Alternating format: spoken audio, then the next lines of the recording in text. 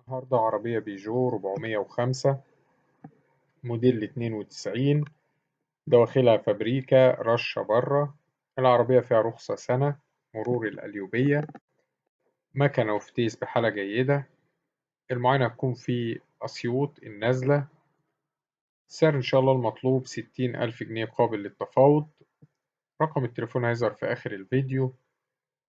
تاريخ العرض 28/4/2023.